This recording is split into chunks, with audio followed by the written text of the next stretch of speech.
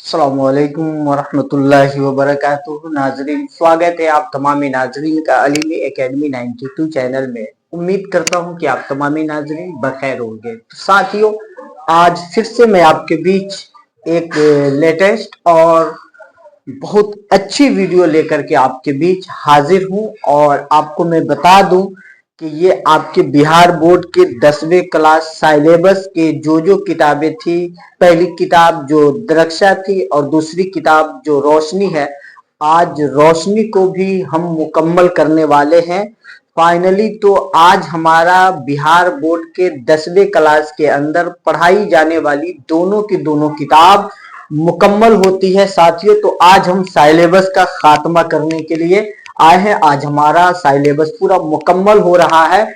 आपने शुरू से लेकर के अब तक मेरा साथ दिया है। इसके बाद मैं आपको कुछ और भी पढ़ाने वाला हूं। इस चैप्टर को मुकम्मल करने के बाद आखिरी चैप्टर नंबर 12 है। चैप्टर का बोल है वो मुलाकात, आपके रोशनी बुक की सबसे आखिरी सबक है जो आज आपको पढ़ लेना है। उसके बाद से ठीक मैं आपको 2 दिन के बाद मैं आपका वो क्या बोलते हैं ग्रामर के वीडियो लेकर के आऊंगा, जिसमें मैं पढ़ाने की कोशिश करूंगा आपको ग्रामर की। वो ग्रामर जो बार बार आपको बिहार बोर्ड आपसे पूछा करता है, वो ग्रामर में आपको कराने की पूरी कोशिश करूंगा। आपके लिए बस यही एक चैनल है जिस चैनल पे आपको दिलासा नहीं बल्कि आपको आपका रिजल्ट दिया जाएगा, इसलिए आप जुड़ करके रहे। तो साथियों, फाइनली आज जो हम हाजिर हुए हैं, वो हाजिर होने का मकसद है कि इस रोशनी किताब के इस आखिरी चैप्टर को हम मुकम्मल कर दें।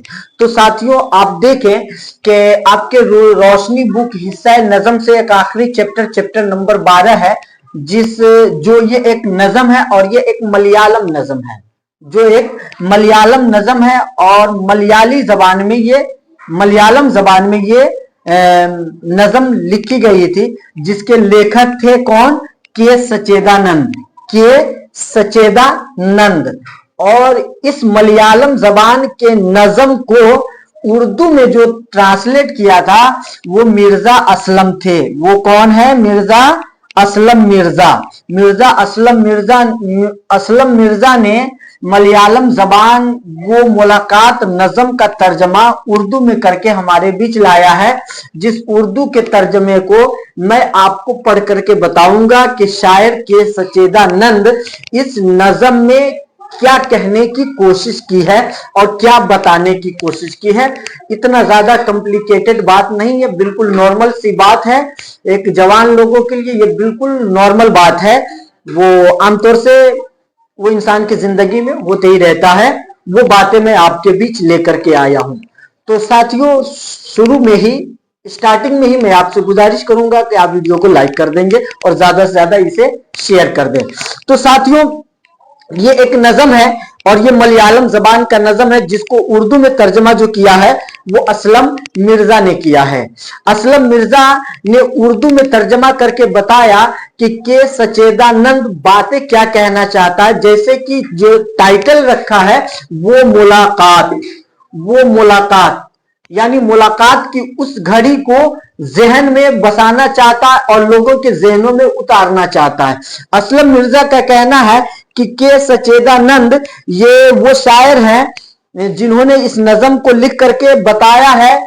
और शायर का कहना है कि महबूबा से वो मुलाकात जो आज से 30 बरस पहले मैं क्या हुआ। होता यह है कि शायर को, जो के सचेदानंद है, शायर को 30 साल के बाद उस जगह पहुंचता है। शायर उस जगह पहुंचता है 30 साल के बाद जहां पे उसे एक तस्वीर दिखती है, जहां पे वो एक तस्वीर देखता है, एक ग्रुप फोटो देखता है, जहां पे जिस फोटो के अंदर बहुत सारे लोग रहते हैं।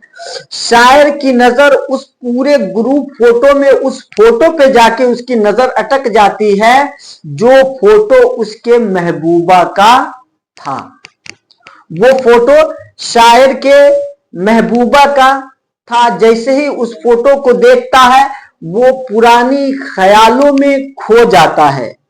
वो पुराने ख्यालों में वो छुप छुप के मिलना, वो उनके साथ टाइम एक्सपेंड करना, उसके साथ वो हंसी मजाक, वो खुशी के लम्हात, वो गम के हालात, वो गम के औकात जो उसके साथ उसने बिताए थे, चाहे वो खुशी के लम्हात जो अपनी महबूबा के साथ बिताए हो, या वो गम के औकात जो अपने महबूबा के साथ गुजारे हैं, एक एक करके उसके माइंड के स्क्रीन पे वो सारी बातें यके बाद दीगरे सारे के सारे डिस्प्ले होने लगते हैं।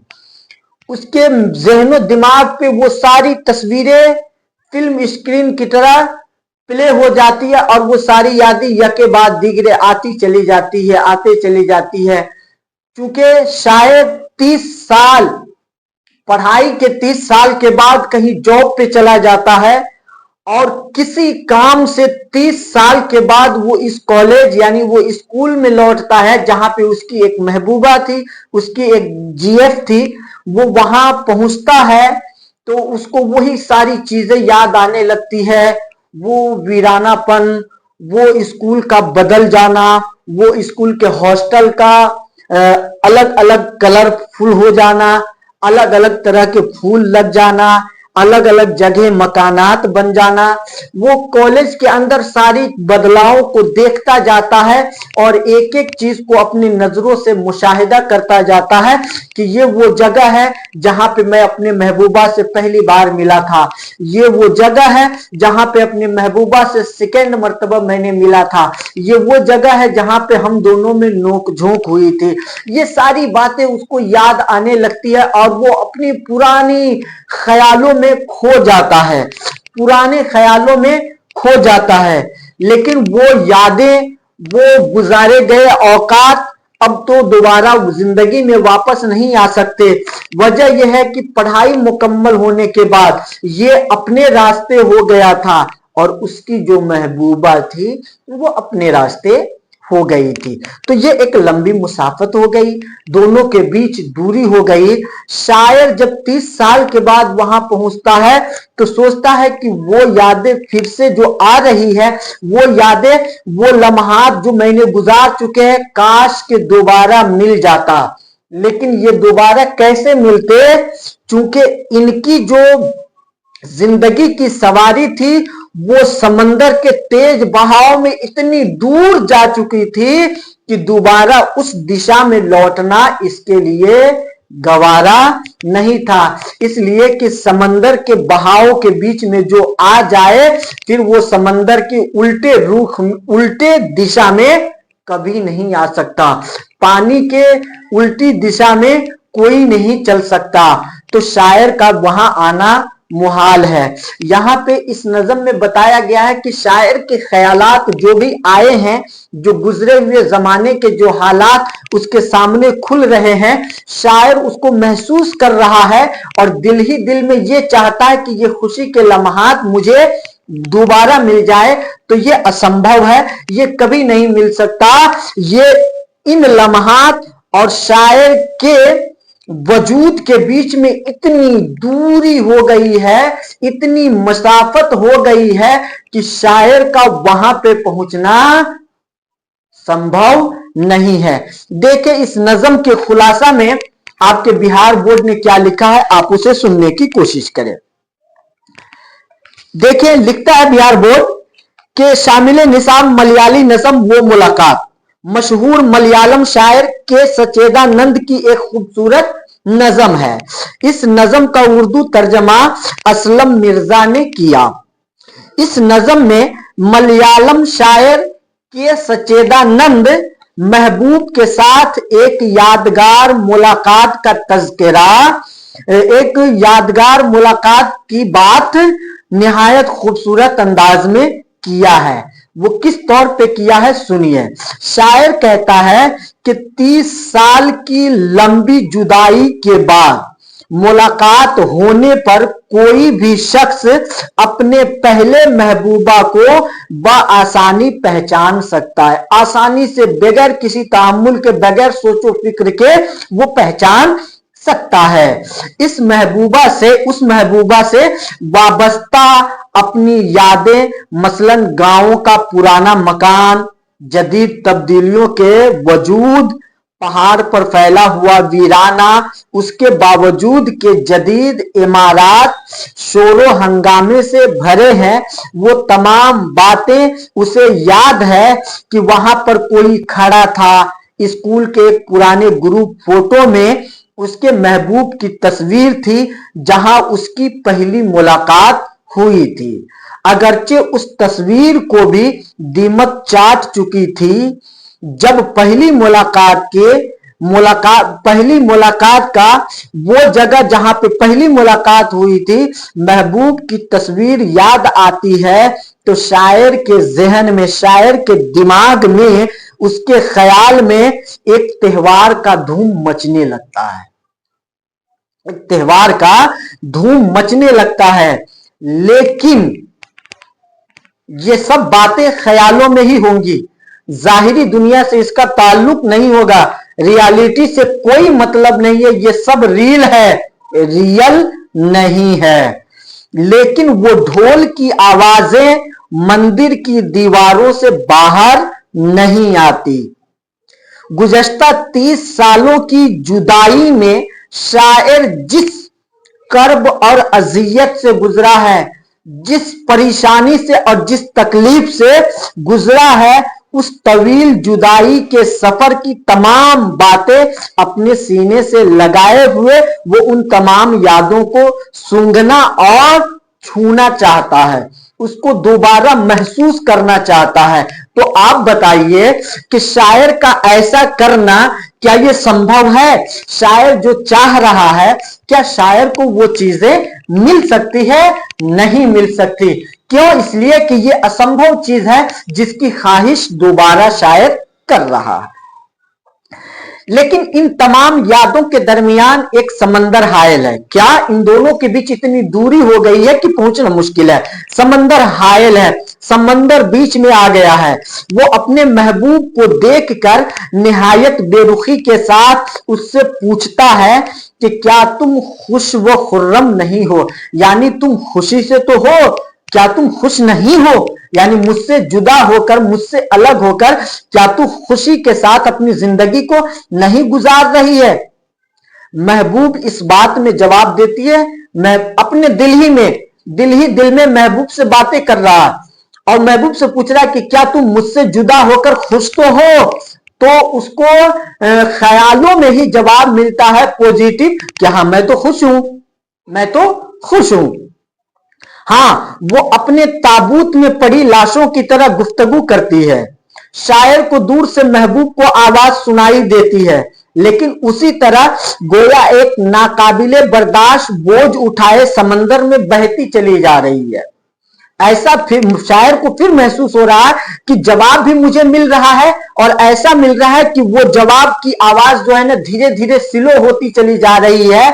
मतलब यह है कि महबूबा मुझसे बात करते हुए मुझसे दूर भागी जा रही है, ये शायर कहना चाहता है। इस तरह एक मुख्तसर मुलाकात के बाद शायर से उसके महबूबा की दूरियां बढ़ती चली जाती है और बीच में समंदर हायल हो जाता है, बीच में समंदर आ जाता है।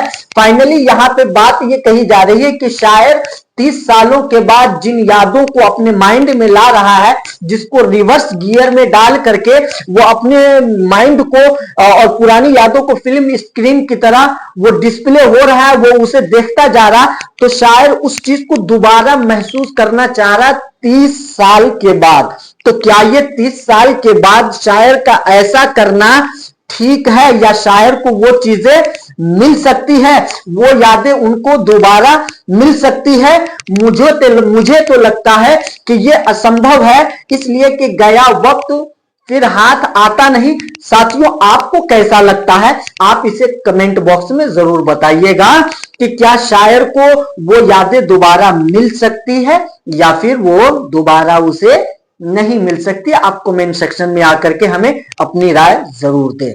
तो साथियों, फाइनली यहां पे ये हमारा चैप्टर नंबर 12 भी कंप्लीट होता है। उम्मीद करता हूं कि दरक्षा से लेकर के रोशनी के आखिरी चैप्टर तक आपको सारी बातें समझ में आई होंगी। अगर आपको बात समझ में आती है तो आप इस चैनल से जुड़े रहे।